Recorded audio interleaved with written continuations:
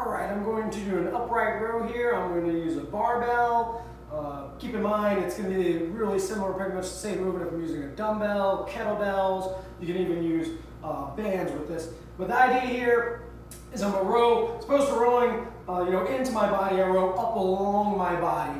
And the width can actually determine the work a little bit. As we go a little wider, a little more just your side delt, and you squeeze the top to get some rear delt. As you go a little tighter, your shoulder guard will elevate a little bit more. It's a little bit more upper track.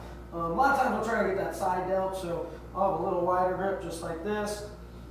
Okay, come out the rack, core nice and tight, stand tall. And just exhale as you pull up, and I get a little rear delt as I squeeze it in at the last moment, just like that. So it goes up, I'll feel those shoulder blades, squeeze that bar in just like that. Again, doing with the bar here, use dumbbells, kettlebells, even a little band setup.